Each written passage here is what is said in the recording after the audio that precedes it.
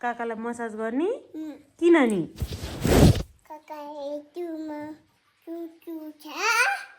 काकालाई किन मसाज गर्ने छोरो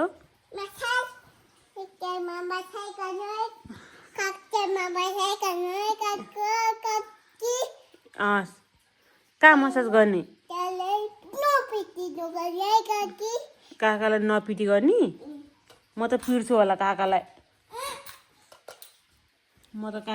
पिट्छु होला आम्मा ए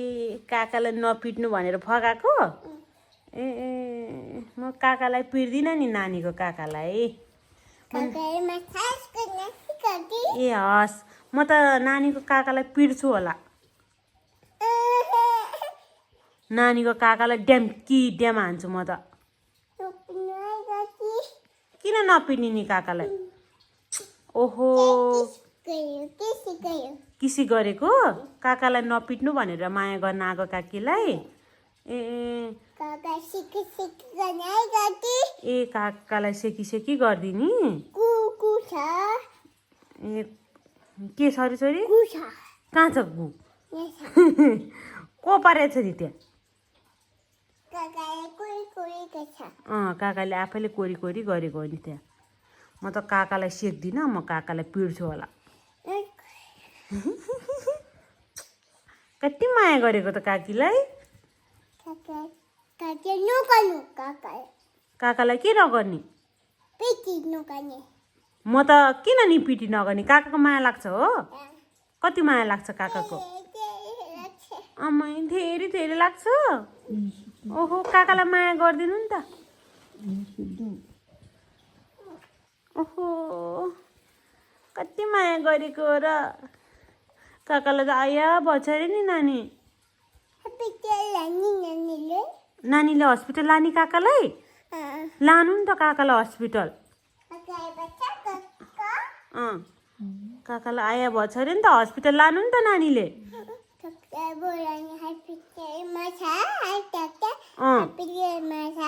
डक्टर हस्पिटलमा छ डक्टर बोलाउनु पर्छ कि पर्दैन नानीले अनि डक्टर बोलाउनु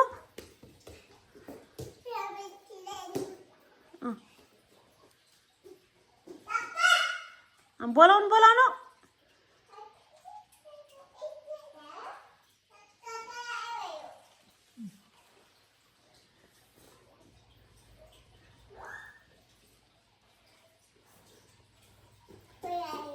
बोलायो डक्टरलाई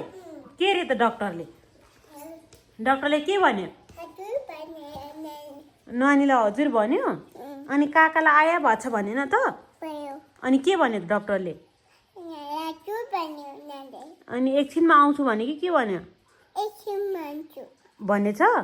अनि काकालाई आया भइछ भनेर भनेन त भन्यो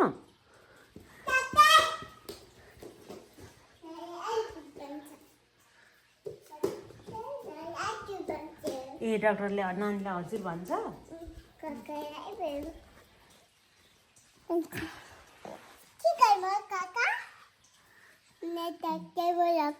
नानी डक्टर बोलाएको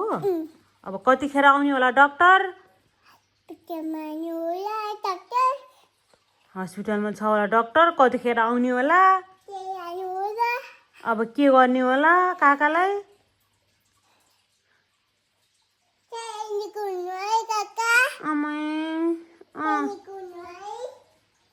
चाँडै निकुन्नु है भनेको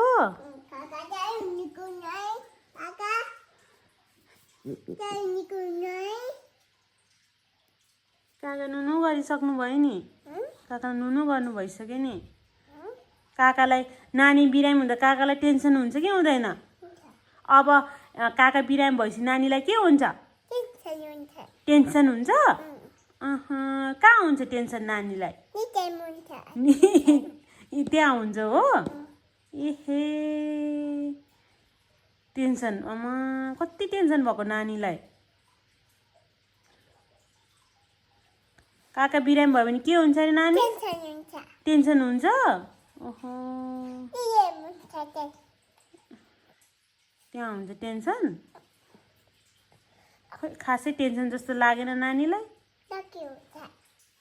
टेन्सन लागेको छ काकामा साइ कुर्कुचा काकाको टाइममा कुर्छ आम्नु कुटाको काकाले कुटाको मसाइ कनै काकी कसलाई टपी टपी के मसाइ कनै काकाले ए हस् हस् हिटरमा तापी तापी गरेर मसाज गरिदिने काकालाई हो तले तिजो कनै काकी ए हस् हस् तले माया कनै तेल नुस ए तेल लाउने टपी के तेल मसाज गर्नु कुर्छ ए हुन्छ हुन्छ तापी तापी गरेर तेल लाएर मसाज गरिदिने काकालाई मसाइ कनै काकी ए हस् छोरो हुन्छ नि बाबा म मसाज गरिदिन्छु काकालाई हजुर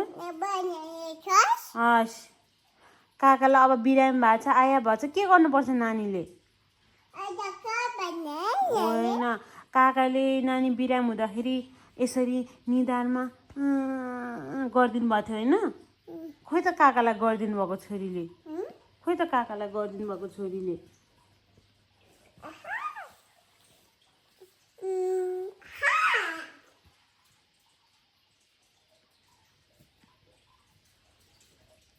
यस्तो गरिदिनु भएको छ नि काकाले नानीलाई पढ्नु ल म दिन्छु नि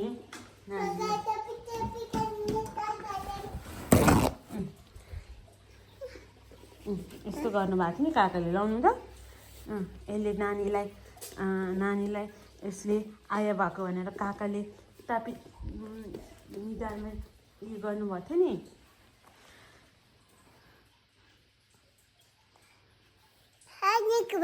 निको भयो अब जादु छ कि क्या हो नानीमा नानीसँग जादु छ कि क्या हो कति छिटो निको भएको त हो र अब त्यो कहाँ फाल्नुपर्छ छोरो बिनमा